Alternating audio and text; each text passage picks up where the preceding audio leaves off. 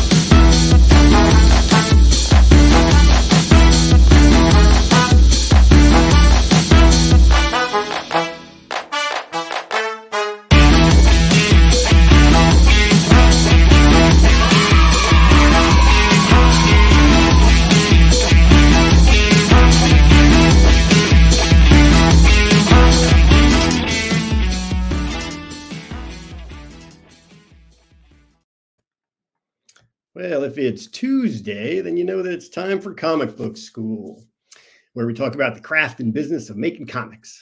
I'm your host, Mike Fasolo, all by myself tonight. Buddy couldn't be with us, but he's given me the keys to the car. So I'd suggest that you buckle up because this could get very bumpy. We've already had a few technical issues, but we'll see if we can get by them. Because like I usually do, I waited until the last minute to test out everything on here. So maybe a few glitches, but I'm going to do the best I can. So stick around, and not just to see me mess up, but to hear all about our topic tonight, comic book lettering. It's one of those things in comics that's overlooked a lot of times because if it's done well, you don't notice it. But if it's done badly, you're definitely going to pick up on it. And to tell us all about the comic book lettering, we have our special guest, Rus Wooton. Let's see if I can bring him on here. Hello. Can you Hey, it worked, sort of. Well, we got you on here, Russ, and that's really all that counts. Testing 1, 2, 3. Sibilance. Yep. Sounds good. Thanks for having me on, Mike. Oh, well, you're welcome. I've known Russ for 20-something years. 28? No, 26. 26? 20. Well, we met in 1998 when I started working at Wizard. Yes, I'd been there for a few years. Yeah, it's a long time, Russ. Actually, Buddy Scalera hired me. Yes, that's right. You worked for Buddy. I was the web designer for Wizard World Online. The online department. Oh, I got a picture of the old building. There it is. Yes. 151 Wells Avenue. That's all Wells Avenue. That's where we used to work. I remember driving there the first day. Yeah, it's good times. You know what's crazy, Mike? It was it's almost May now. I guess May is tomorrow. It was May 1998. So in a couple of weeks, 2 or 3 weeks, it'll be however many years that is. That's a lot of years. 26 years. And here's a picture of us in our youth. That was 2009. Those were the good old days. When you had more hair, it was less gray. Yeah, it was good times. I was svelte and good looking. Yep. So we're here to talk about lettering, and here's my first thing. Also, Russ is also a designer and an artist, and as you can probably guess, I did all these mock-up things by myself. So I wanted a little critique on these, Russ. Any good? You spelled my name right. Yeah, I was going to spell it wrong on purpose, but I thought that would be a bad thing to do. It looks okay. It'll do. That'll do, pig. Now, as a letterer and a lettering test, can you guess what font Rus Wooton is in? Sadly, it looks like Comic Sans. It is. Well, you passed the first test. Which no one should eif use to letter their comic book. I'm not sure anyone should use it anyway. I mean, I think it's good for like kids. It's fine for kids. I hear it's I hear it's supposed to be very legible if you have dyslexia or something, but it's just an ugly font, and it's not good. Well, it was comics, so I figured it was good for tonight. Oh, here's a little trivia. I designed the comic book school logo for Buddy. Oh, I did not know that. Yeah, I didn't do any of the graphics on this for the show, but so But you did see, the logo. it wasn't me. Yeah, and then so yeah, we'll get into all things lettering that you know all about, because you have lettered, as what I looked up online or what you sent me was something like 2,000 books. Yeah, that's specific issues. It's probably more than that. Because I started lettering full time in 2003, around this time in 2003. So that was 21 years ago. And you've done a bunch of books, like everything. Yeah. Like Those are a few. yeah, see, I did this layout too. What do you think of this one? That's pretty good. You can get a little bit of a faded background behind the comic book covers of more. Yeah, I had faded background in the first one too. Can you see all the really faded? Oh yeah, I just noticed that all the different letters and fonts and yeah. See, I kind of know what I'm doing, sort of, not really. But yeah, Russ has done. You did all of Walking Dead, right? And Invincible. Well, yeah, I started on The Walking Dead with issue 20. That was issue right after Michonne showed up, for people who read The Walking Dead. But then, so I didn't letter the first 19 issues. Robert Kirkman, the writer, did that. He was a letterer. Well, he wasn't. He lettered his comics, his own comics. He's a big fan of lettering. So, and he's an artist and stuff himself, but he just decided he was better at writing than drawing. So, anyway, then I started with issue 14 on Invincible. But then with The Walking Dead, when they started reprinting The Walking Dead in color with The Walking Dead Deluxe, which I think comes out every 2 weeks, people should go buy that. I went back and re-lettered the first 19 issues so that the lettering style matched up a little bit better. I mean, when I took over on issue 20, I sort of aped the lettering style that Robert had done. But it did, if you would notice a difference between issue 19 and 20. So Robert wanted to make it more consistent for The Walking Dead Deluxe. So yeah, so I've lettered every single issue of The Walking Dead. That's my longest run. The Walking Dead is the longest. After that, it's Invincible, with some 90-some issues, I think, or no, maybe more than that. I can't remember how many issues.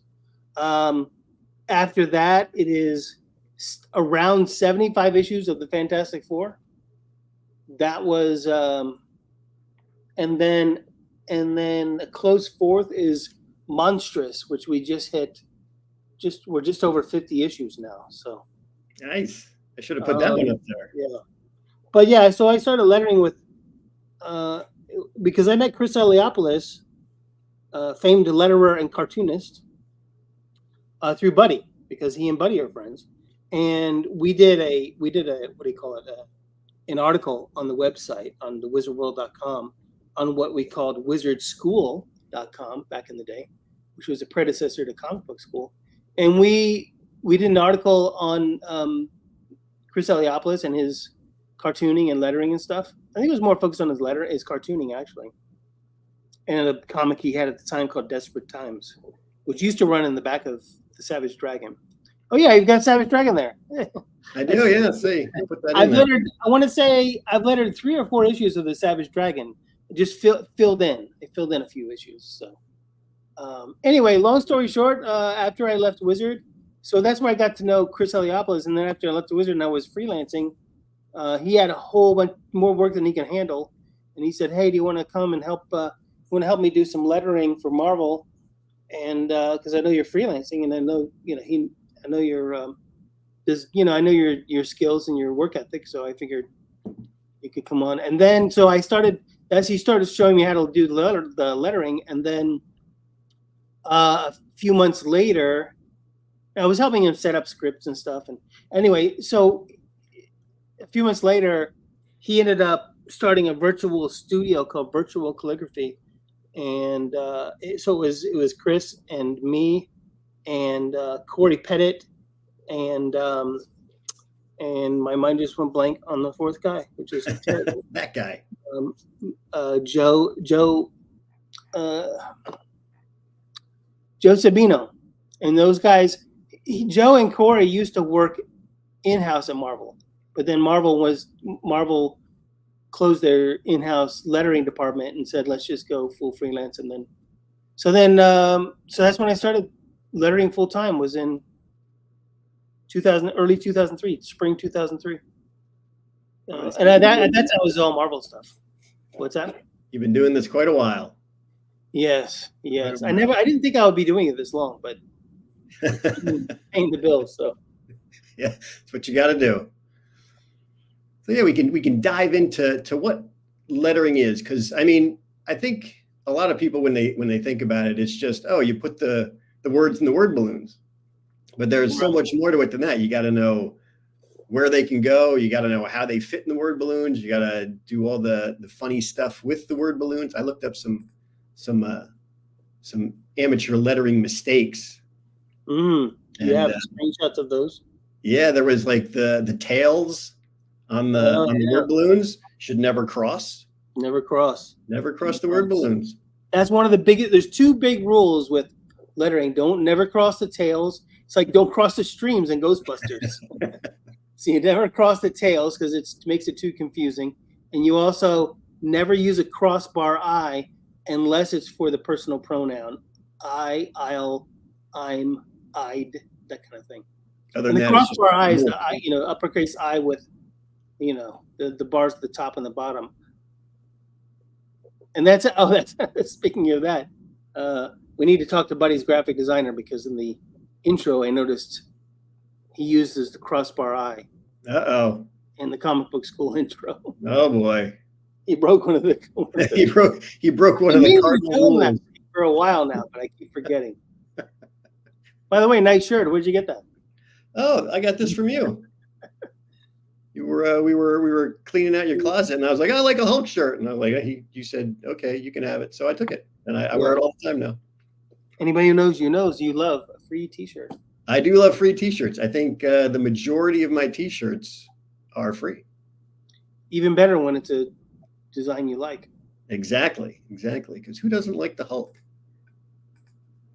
Yeah. So are there any other, there's a ton of them, even the ones that I found. Like what do you do with the word balloons when they're up against a panel? Are you supposed to make them go over the panel, or is it cut them off? It all depends on the style. Like most mainstream comics like Marvel and DC, they're not crazy about breaking the panel border with the balloon or overlapping it unless you actually have to. So you see Marvel and DC, usually the panels will butt up right against the panel border. If they go over the panel border, it's to help tell the story or make sure that the reader knows which panel to go to. Because that's another thing the letterer does. Sometimes the artist could be an amazing artist, but then the panel layout can make the reading order confusing. So then the letterer comes in, and using the word balloons and the placement of the balloons, you can guide the eye around the page to make it a little bit easier to follow. It makes sense. And now, do the artist, they know to leave enough room for the word balloons, or is that usually it depends on how they do it? Like if the artist and writer are working Marvel method, which is where the writer kind of gives them a plot and sort of basic and breaks it down per page. Like here's what happens on this panel, and this panel, and this page, and then the writer may go back and add the dialogue after the art comes in. Then the artist may not know how much room to leave, but if the writer writes a full dialogue script before the artist starts drawing, then the artist can sort of get an idea of how much room they need to leave in each panel. And the more experienced the artist is, the better they are at that, because they have a better idea of like, oh, this is this amount of text, I need to leave about this much space in the panel. And then that way they know not to crowd the panel with the foreground characters and stuff like that, And that's another thing the letterer has to do, is sort of work in the lettering. You take the dialogue and you have to stack it in the balloons. Well, you stack it in the panel first to fit, so you're not covering up too much artwork, especially the important artwork. And then you draw the balloons, and then you'll do the sound effects. Probably usually do the sound effects last, but sometimes the artist will do the sound effects, and I'll show you that in a little bit. But sometimes the artists will do sound effects themselves, and it turns out really well. If an artist can do that, then I'm all for it. But and now for me, like some letterers have their own styles, like signature styles, especially letterers who back in the day when they used to do it all by hand on the artboard, because he used to do it all. Oh, we didn't mention that, but you had Darren Sanchez on here before, and he talked about digital lettering. And but yeah, back in the day, lettering was all done by hand with pen and ink on the page. Ugh. Yeah, the artist would draw the penciler would draw the page. That page would go to the letterer, and the letterer would do all the lettering on the page, pen and ink, draw the balloons, then send it off to the inker, and then the inker would ink what the letterer didn't draw over top of. That makes sense. Then there was also a technique where the letterer would do the lettering on a light table over the inked artwork, and then he or she would have to cut out the lettering and place it over like a clear acetate, so the lettering would be on another layer. That was like, I don't know how often that was done. Somebody like Chris Eliopoulos would know better, because he was, he started back then in the hand lettering days. Although Richard Starkings will tell you, he's a longtime letterer. He will tell you, he's like, I still letter by hand. I just use a computer with my hand. And Richard Starkings was one of the pioneers of the digital lettering back in the 90s. Richard Starkings, and then actually artist John Byrne did some digital lettering too. And then there were some letterers like Chris Eliopoulos who also realized, hey, I better learn how to do this digitally, because that way it just speeds things up. The same thing with digital colors. Comic book colors started digital in the 90s as well. And that's good and bad, because it's good because you can easier to edit it and it gets done faster.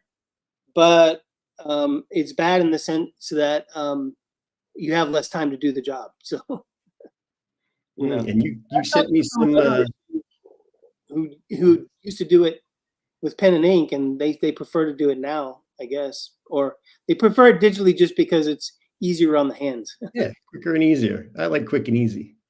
But yeah, there's a lot of fonts that we use different fonts. Here, let me pull up some of your samples you sent. Yeah. And you can walk us through this. This is Transformers. This is the most recent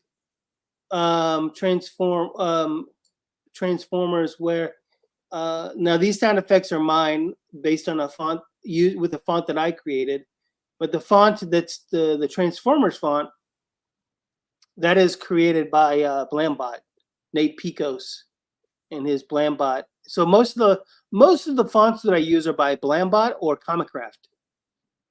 So you just go and download them somewhere. Yeah, you could go to blambot.com. That's spelled just how it sounds, blambot.com, or comicbookfonts.com, and that one is for Comicraft. They were kind of the pioneers, Comicraft was.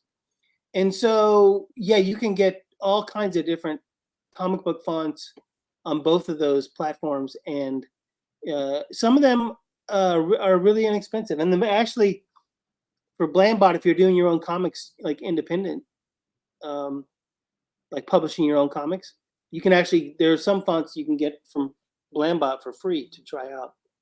So I've created some of my own fonts, but most of the fonts I've created are sound effects fonts, just because I realized that creating a font is a lot of work that I just don't have time for. So, yeah, well, I see in the top panel you went over the border. Yeah, now normally I wouldn't do that, but the reason I let myself do that, or I feel like it was allowed, was if you notice the explosion, the artwork goes outside the panel border as well. Yes. and see those little pieces of debris and stuff. And um, because of that because of that balloon and the little scream at the end, I wanted to get it a little bit away from the robot. I forget what that robot's name is. That transformer. He's an Autobot. Uh, anyway, I forget. This is on Cybertron, so I don't know all of the Autobots. But anyway, to make sure I didn't crowd him too much, and I didn't want to cover up the explosion, then I just pulled it up a little bit off the panel, just to so I didn't cover up his head or cover up the explosion. Now, if the explosion hadn't gone outside the panel, then I would have made sure. I probably would have made sure that was inside the panel completely. And I see you also put like a little curve in the tail. Is that just because they're robots and they have a different? Yeah, because the font is sort of robotic as well. When you see that this compared to the human font, you could see that there's a difference there. Now this is the same robot font, but the balloons are different because this is the first arc of Transformers, and this art is by Daniel Warren Johnson. So I've been doing lettering for Daniel Warren Johnson for a few years now, and the lettering style with the balloons. See how the balloons are more wobbly looking, drawn. Yeah. The idea, and it was even the robot balloons, the Transformer balloons, a little bit wobbly. Was that see his art style is kind of rough and sketchy, so I wanted to sort of match that style to sort of look like his hand lettering. And so now the font that I use is from Blambot. I tweaked it a little bit, not much. I just tweaked the settings a little bit. But it looked a lot like Daniel Warren Johnson's own hand lettering. So I thought, I'll try to make it look like he did the lettering himself. But now if there's I don't know if I have another sample of his from Transformers. Let's see this. Yeah, you can see now he does his own sound effects. Oh, I know why I wanted this one. Here's an example where you see where Soundwave is coming down the middle, and his balloon is blue with the yellow letters. Yep. The reason I did that was because for people who, like us, watch the cartoons as kids, you'll remember that Soundwave has like a more robotic voice. It sounds like a Cylon from very distinct way of speaking. Yeah, exactly. And so I wanted to like make his voice stand out a little bit with the different color balloons. And now that's the only Transformer that has that style, the color. All the rest of the Transformers just have the white balloons.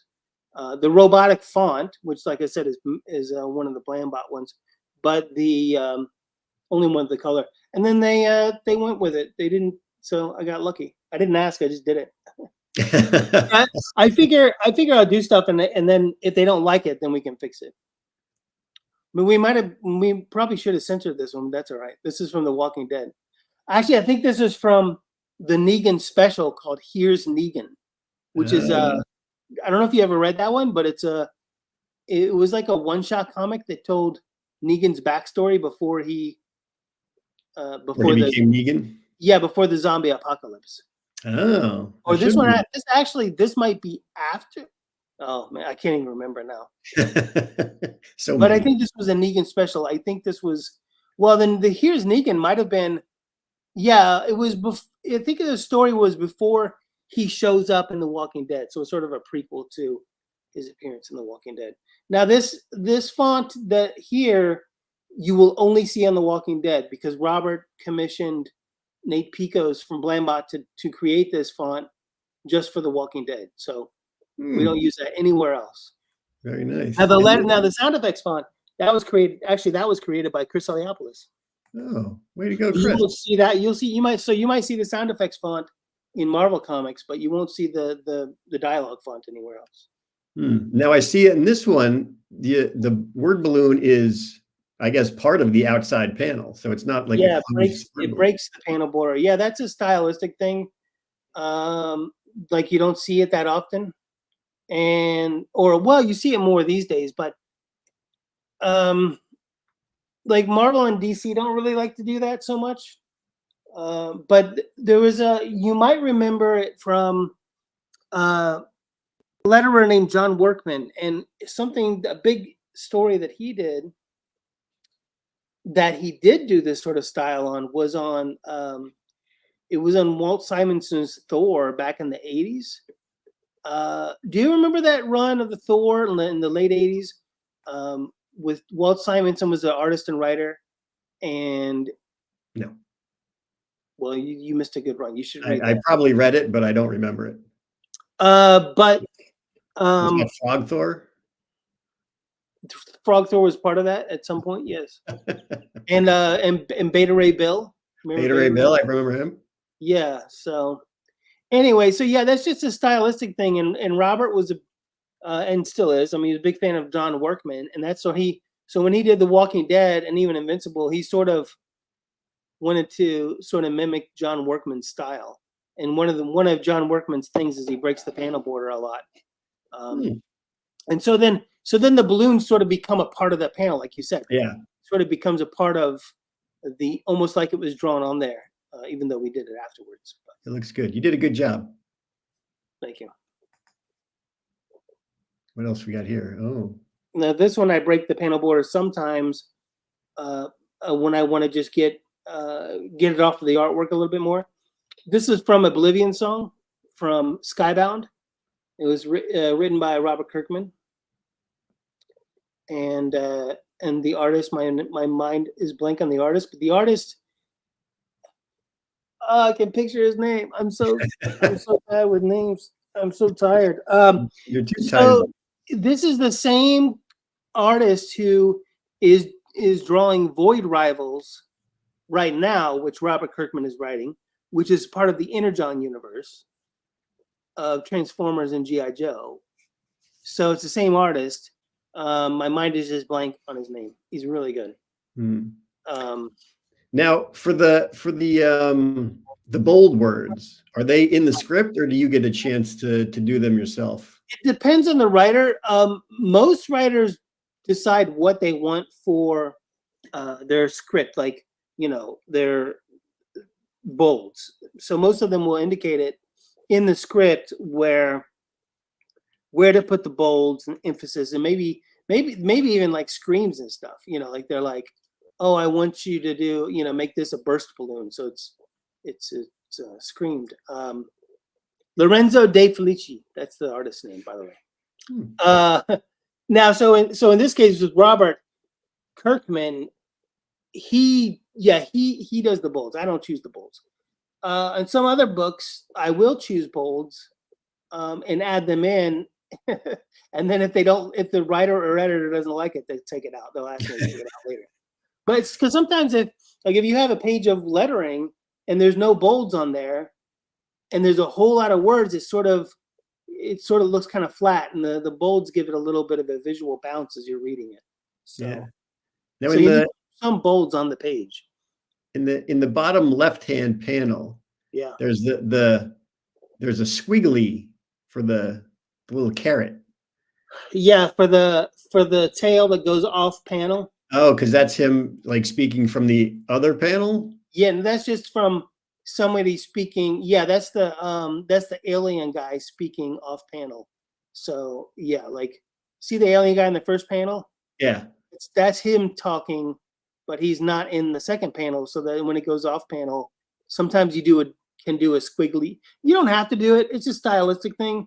It depends on, used to be done more often where you'd have a little wavy panel. I mean, a wavy tail to do that. But often these days you'll just see it. The tail will just end at the panel border, the side of the panel border, and it'll cut off like a straight line. Oh. This is from Bounce comic book. It's an older comic book. It was a miniseries published by Image. It's written by Joe Casey.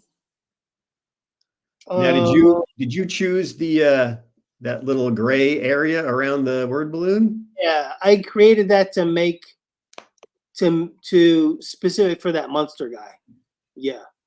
I don't remember how I did it, but there's ways to do that in Illustrator. You can, so yeah, I made the balloon kind of rough and then created like a little rocky texture around there. I also changed the font. I don't know. These are Comicraft fonts here. I don't remember which ones they are specifically, but these are all from Comicraft. And you see that the guy, the monster-looking guy, who's speaking in Spanish, I think it's Spanish. Yeah, and his I know a little bit of Spanish, but I wasn't sure because Portuguese and Spanish sometimes look a little bit alike. Very But similar. yeah, so that font's a little bit different too because I wanted to make it look a little bit rocky, like his face, his body, like he just I don't know, monstery or something. I don't Now, know. for all these, That was probably based on the writer Joe Casey's suggestion because sometimes I'll do that on my own, and then sometimes a writer will specifically ask for a weird balloon, a specific. now for the fonts you said you get from like Comicraft and all that, when you do their comic, you just download all their stuff, like they send you all the fonts and all that. No, I had to purchase those all myself. So I basically have a library of fonts that I've purchased myself and licensed, and then so that when I do the lettering and then send the lettering in, I outline the text so that they don't have to have the font because the font isn't licensed unless they have the license themselves. The publisher does, but now this is Guarding the Globe, spinoff from Invincible. Okay, yeah. Now the sound effects there are the lettering is the font. You can't even get it anymore. I don't know why, but it's not. Blambot used to sell it, but they don't anymore. But it's comic book artist Patrick Brousseau who used to he started at Marvel and he also had a long run on DC. He created that font sort of based on or inspired by John Workman's sound effects. And those kind of sound effects you see something like that similar in the Walt Simonson store I was talking about. But the O's are not part of the font. The two O's, the circle-less O's, I created those myself. But that's something. Just for something to do. Yeah, just to make it something different. I didn't create that. Like that's like a John Workman style thing that several letterers you'll see it. You'll see other letterers that kind of mimic it. And so when Robert was doing the Invincible, he was basically aping John Workman style. Now see with this, go back 1 second. It's with the sound effects. Looking at this again, I did this years ago, probably 10 years ago. But I would maybe lift that bracoom or crackoom. I might lift that up a little bit so that it's not on the dude's head so much. See the dude's head? It's like I'm pointing at it like you can see me. The guy's head is like going into the water. Oh yeah, over there, yeah. Like his face is going into the water. Like the guy, like the monster, the octopus dude is like stepping on him or something. Yeah. Like I think that sound effect is a little bit too much on his head. I would pull that up so that it wouldn't be on his head at all and would be more just over his shoulder. It's not terrible, but that's just like little things like that is, stuff that I see later. Sometimes I don't have time to fix it. So yeah, you learn from it after 10 years. Yeah, exactly. Well, that's why in the Walking Dead Deluxe, the color version, I'm going back and even fixing some of the lettering that I did back in the day, just polishing it up here and there.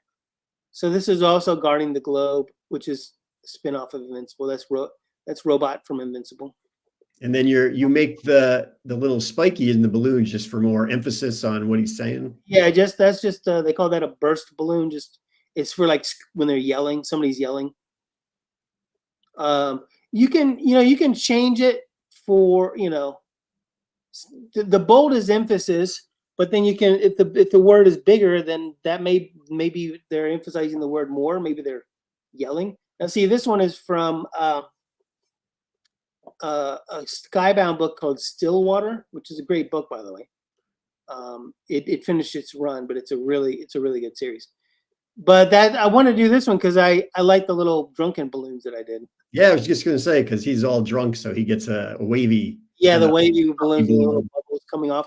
I don't think I created that. I think I saw somebody do something similar to that.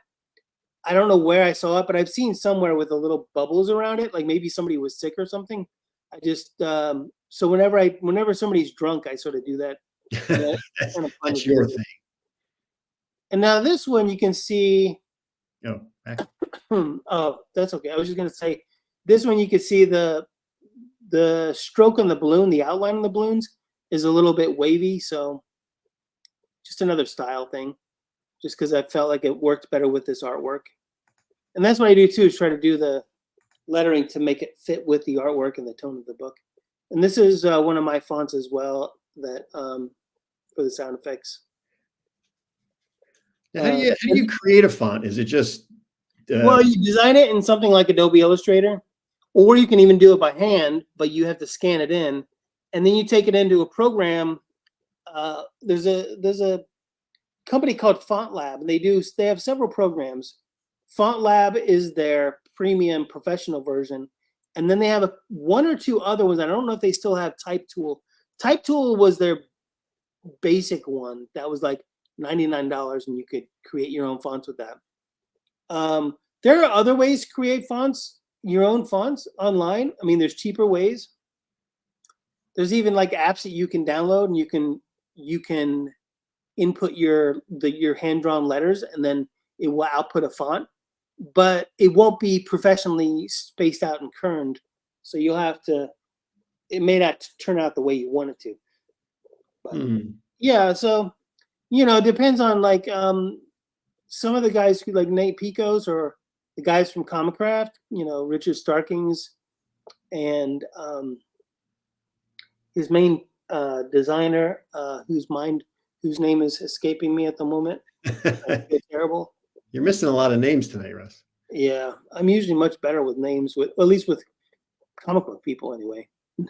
If I met you today, I would forget it. But so this one I just wanted to show. This is a Matt Cave book called what is it called? A Legacy of Violence. Sorry, it had a different title before I started lettering it, and then they changed the title, so I always forget. But the A Legacy of Violence, and this is I put this one because I like the way the guy's screaming, so you can make because that's his scream is the word balloon itself. That's cool. Yeah, you just make the letters are really big, and then you outline it so it's like his scream is coming out of the word balloon, but it's also part of the word balloon, and it's just a different way. There's different ways to do it. That's the way I like to do it. Some letterers will put the word balloon, and then they'll do a giant scream like that, but they'll make it more like a sound effect on top of the balloon. I like to put it inside the balloon like that, but it's all this stylistic. And then these are just some covers that I've done recent years. Just kind of designy style covers. Because you're a designer, a designy kind of guy. Yeah. This is one of my favorite ones for 007. And these are done in Photoshop and Illustrator.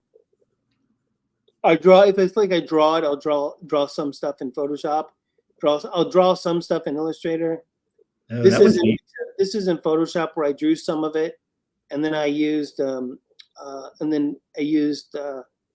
some stock photos, but then I changed it to make it more illustration looking. But the folder was kind of fun to do. That's definitely more sort of cartoony designy. This book isn't out yet. We're still working on it, but so it's pretty good. Yeah. Yeah, this was for this is one of my favorite ones too. This is for the Project Superpowers. Oh, that's the same thing, just a different color. Yeah, it was a mini series, and I did variant covers for each issue. I think there were 5. Yeah, 5. That was and is it just you just were like, oh, I'll use this font? Yeah, well, with this, the Project Superpowers, I went and I looked, and they originally had a logo for the Project Superpowers book, and I mimicked that with the letters, with the words Project Superpowers. I found the font that they had used. I can't remember the name of it for Project Superpowers, so I recreated that, but then I created the fractured states separately. This wasn't the official logo for the book. They had a different logo for the main book, but since this was a variant, these were variant covers, I was allowed to sort of play around with the type design. But this is my artwork as well. I didn't just do the design work. Oh, you did everything. Yeah, all these covers are my art and design. And Nice. lettering or whatever. Yeah. So I didn't just do the lettering, I did the art as well. Oh, man of many talents. Nice. And then you sent me a couple other. The other thing I think I showed you was just some logos. Because that's another thing. Oh, we have to admit that. Yeah, so this is from my Instagram page, feed, or whatever you want to call it. Those are just some of the more recent logos that I've done, logo designs. Nice. There's Monstrous. I see that. Yeah, collection of comic book logos I've done. Nice. And now this isn't all of them, but these some that I liked and that are a little bit more recent. Well done. So yes. So that's another thing letterers will often do is logo designs. And what they used to do is that we don't get to do it as much, but you know how like when you open up the book and you see the title of the story and the credits and stuff, a lot of times a letterer would do that. They used to do it all the time, but nowadays the credits and stuff are often on the inside cover, of a book, of a comic book, so somebody else does those.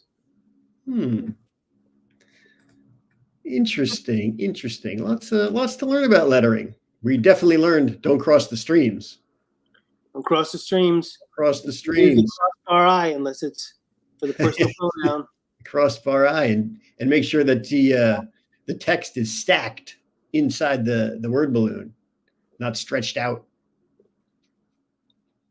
Yeah, you want to make it depends on the style that you're doing, but you want it to be more stack the text so it's more balloon shape, look more roundish. Then you don't want it to be so spread out that it looks just like a rectangle. That's more for the captions and stuff. But a lot of times it just depends on the panel and what you're trying to fit in there too. Yeah. Now if someone wanted to be a letterer, where would they go to get some training, or is it all just you keep trying it out and see what happens? Well, both Comicraft and Blambot have books that teach you how to do digital lettering, and Blambot is the more recent one. Nate's book came out, I want to say last year, and it's both of them are packed full of great information. So you can not only get lettering fonts there at Comicraft or comicbookfonts.com and Blambot.com, but you can also buy their books. You can also buy those books. Both of their books, I think, are available on Amazon and on Comixology. So you could get the digital version or the paperback version. Oh, see, if I was any good at this, I would have found that out beforehand and put their books up there so people could go and get them. Yeah, I should have thought about that. Yeah. They're both of those books are really good. The Comicraft one, I don't want to say it's out of date, but it was created a lot years ago. So, Adobe Illustrator, which is what most professional comic book letterers use to do the lettering, has evolved a lot since then. So some of the techniques and stuff they use in the Comicraft book, you may be able to do it in different ways and faster ways now. So, but I think either one of those books would have good tips and tricks. Both those websites as well have information on sort of like tips and tricks about how to make good lettering. But I don't know if there's any videos. There are some videos online, but I don't know if there's a lot of them, as far as learning how to letter. There's definitely got to be some YouTube stuff because YouTube has everything.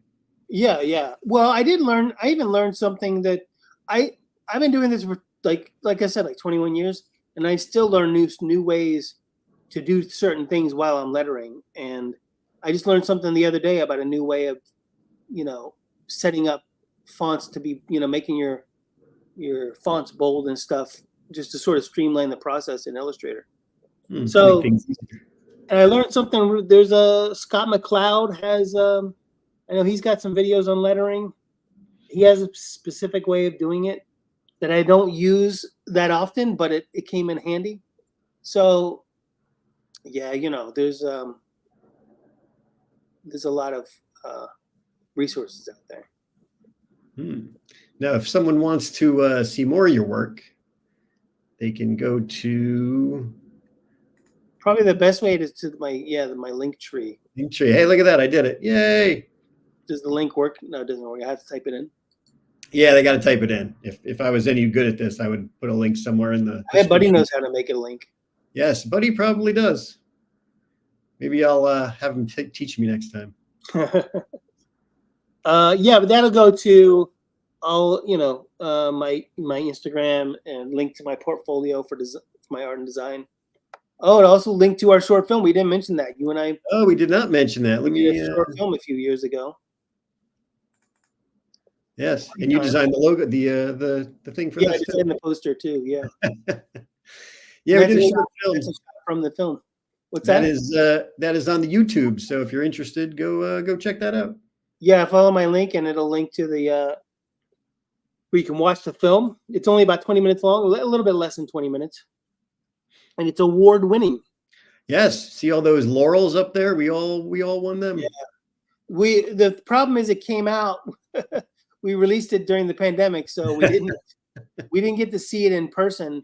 It was screened at some film festivals, but they were like online because they didn't have any in-person screenings. So that's kind of a bummer. If it hadn't been for the pandemic, we would have been able to see it screened live here in Los Angeles at the Indie Short Fest. Stupid pandemic. Or there was one. What's that? Stupid pandemic. Nothing but trouble. Yeah. So, yeah, and hopefully we'll have some more short films soon. Yeah. Because like me, you are multi-talented, Mike. Well, I do what I can. Well, Russ, we went over a lot of lettering stuff today, and I think hopefully it'll help somebody. They can go. Where'd you say they can go get books on lettering? Comicbookfonts.com and blambot.com, and both of those they have lettering books about lettering, and but you can also get those books. I don't remember the titles off the top of my head. So, but if you went to like Amazon or something or a bookstore, you could type in, comic book lettering, and you probably find those books. And you do all your lettering in Illustrator? Yeah, I do own Adobe Illustrator. Some people you can do some lettering in Photoshop, or if you have Clip Studio Paint. In fact, Clip Studio Paint which is an app designed for comic book creators, artists, specifically. But you can do some lettering in Clip Studio Paint as well. They've in fact improved their lettering features in Clip Studio Paint. But now professional letterers, I would say 99.9% of professional letterers do it in Adobe Illustrator. But you can do it in any program that gets it on the artwork. It's just that Adobe Illustrator is the most versatile, and it gives you the most room for changing things if you have to. I think that Captain America story might be one of the first books I ever lettered, by the way. That's a good cover. I saw that and I said, I got to put that up there. Yeah, I don't know who the artist is, but I like it. It kind of looks like a little bit like Jay Lee, but oh yeah, it is Jay Lee. Look. Oh, look at you! Not only a letterer, but you can pick out other artists as well. Yeah, well, he's got a distinctive style, but yeah, and then Iron Man. Oh yeah, that was one of the first ones too. So, good old Marvel Comics. The good old days. Well, thanks for having me, Mike. I'm sorry I couldn't show my face. Oh, Buddy popped on, and this is what he said. Thanks, Bud. Well, what about the good stuff I said about Buddy? Oh, wait, I didn't say that. That stuff he believes. The good stuff is, Buddy hired me at Wizard 26 years Yes, ago. that's true. I remember those good old days. Where's our good old days picture? Oh, there's the good old days. That was the good old days after Wizard, but Yeah. Yeah. Those were the days. Who knew back at Wizard so many years ago that we Yes. As are you, bud. As are you. Exactly. That's the only reason. Most comic book people will tell you they do it for the love of the comics, but for the love of the craft, but they also, everybody likes the big money. I've made a living at it, but I wouldn't say it's big money. Ups and downs for sure. But in order to make a living at it as a letterer, you have to do a lot of lettering, a lot of work, a lot of books every month. So what's that, Glenn? Why does Mike look older in that picture? Do I look older in that picture? Yeah, maybe. Actually, I think it's because the angle and your beard looks more scraggly. Yeah, I guess. Your beard is more salt and pepper, but you're you're better groomed today. It's not the full bald head. It's the. And I think you're a little thinner too. My little what? I think you're a little thinner too, which might make you look a little bit younger. I don't know. Wow, well, yeah, we can all be a little thinner. Ugh. Oh boy. I don't know. All right, Russell. Well, I appreciate you coming on and telling us all about lettering. Well, hopefully it wasn't too boring. I don't think so. We had some. They probably can learn more with Darren, the Darren Sanchez episode. Well, we saw a lot of good stuff here. Lots of good lettering here. Because you've done a good job, Russ. Well, thank you. I just wanted to show kind of a little variety. Like I said, I try to do something a little bit different with every book to make it look like, it fits that book specifically. So that's the one thing that keeps it interesting too, is coming up with something new, a new style for each book. And this style is, font and balloon style. So. Yeah. All right. Well, again, if anybody wants to check out Russ's stuff, they can go to LinkTree/Rus Wooton. And I guess that's about it for this. If we have any more lettering stuff. What's that? I was going to say, when we have more lettering stuff and we need to know, we'll definitely give you a call back. Yeah, if you ever have any questions, you can ask me, and then I can send you to Chris Eliopoulos. Or Richard Starking. Oh, Richard Starking is, yeah.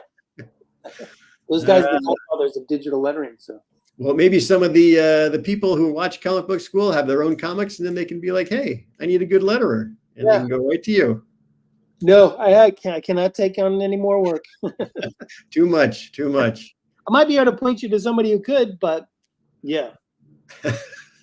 All right, Russell. Well, thanks again for coming on, and I will throw you back in the green room, and I guess we'll call the show. Okay. Bye. All right. Bye, Russ. Well, there we go. We saw a lot about lettering. Thank you so much for joining. I'm sure Buddy will be back soon, and he will make this seem like it's the easiest thing in the world.